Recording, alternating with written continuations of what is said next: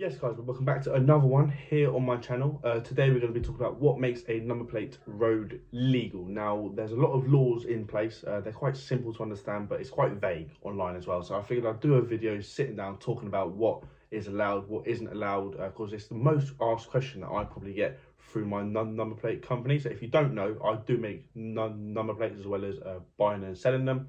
In the description you will see Y3S plates or number plates or something like that. Click the link. I forgot where it takes you. It either takes you to the website or to my Instagram. But if you drop me a message, I do make number plates, 2D, 3D, 4D, short plates.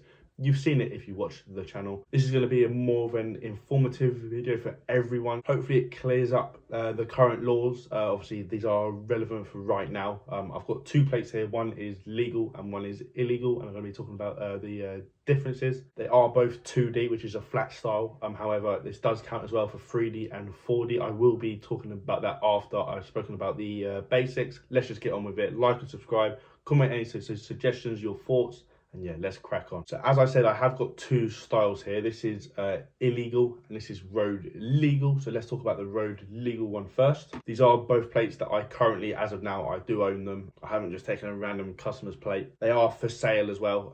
So if you do want them, as of now, they're for sale. My stock moves quite quickly. I do sell at quite good prices if I say so myself. Anyway, this is how the number plate appears on the logbook, which is the main thing as to how to tell if it is allowed or not. The spacing hasn't been changed, so you have, I think it's 11 mil between each of the letters and a 33 mil space where the big space has to be. So 11 mil between each of the normal ones and 33 mil where the space is. Obviously, you can have shorter plates, which is allowed as long as there is 11 mil from the edge of the letter to the edge of the plate as well. So these are well within the legal limit. You can get short plates on like a 5 or 6 character plate as well. I'll put on some photos now just to give you a rough idea. As long as there is the 11 mil gap from the edge of the plate to the letter, then it is completely fine. So the spacing is right, but there is actually more to it than that.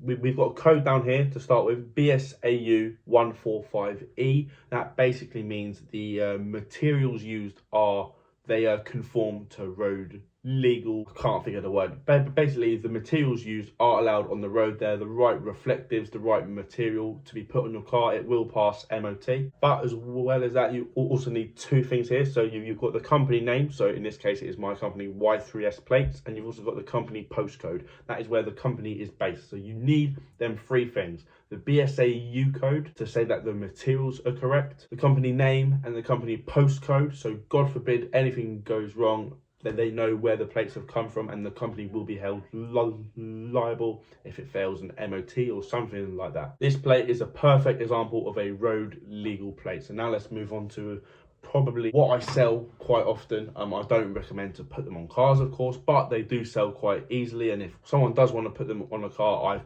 fallen foul to it in the past.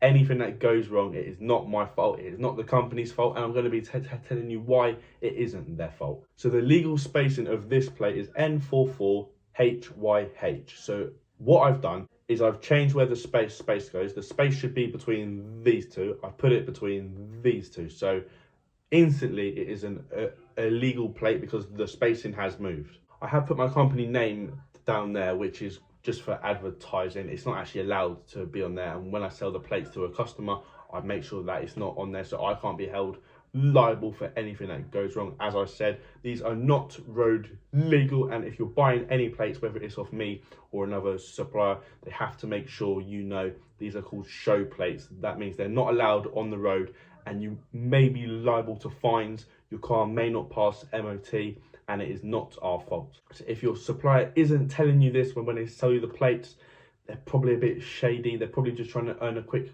pound off you. So just make sure you're aware that if it isn't spaced exactly how it is on the logbook or even your insurance, that it is not road legal. So we've got the company name. Obviously, there's no company postcode as well, or BSAU code. That doesn't mean these aren't the right materials. They're the exact same materials as the other plate.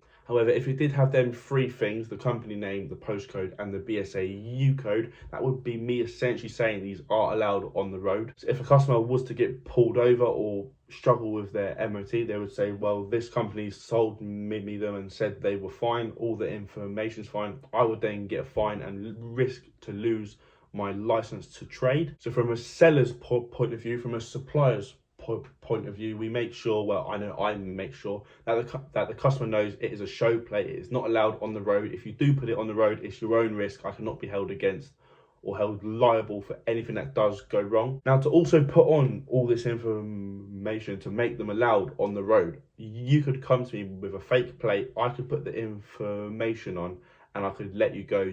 You could then commit crimes and it's not even your plate. So to prevent that from happening, we have to take your driving license or a proof of ID. I like to take the driving license, but I think things like passport count. There's a lot of other options.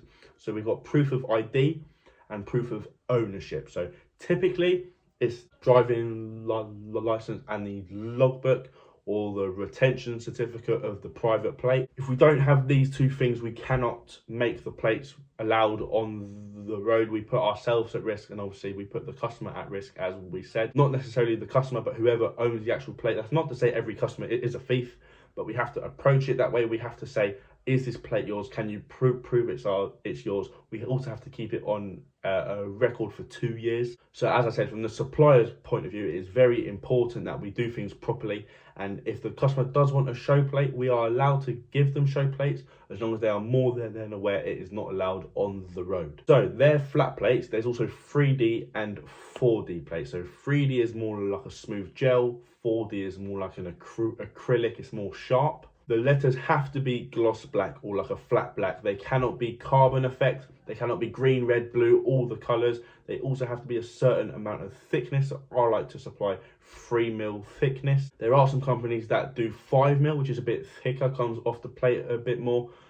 That is where the grey area starts. Some MOT testers, some police will let you have it. Some police and MOT testers won't let you have it and say the plate is not allowed on the road. So that is a risk I don't like my customers to take. So I always use 3mm raised characters. I've never had a problem with any of my customers, and I've been making plates for over a year and buying and selling plates for 3 years. So I like to think I know the industry. As I said, it is a grey area. It's when you start to introduce the different colours, the different effects, the different spacing as well, that's when a plate becomes illegal. The size of a plate, it doesn't matter. It can be as short as possible as long as it conforms to the 11mm gap either side of the letters. I believe that is it. So I hope that's cleared up some stuff. I know the laws changed last year and it became a very, very big grey area. It wasn't last year, it was the year before. So it's almost been 2 years or a year and a half.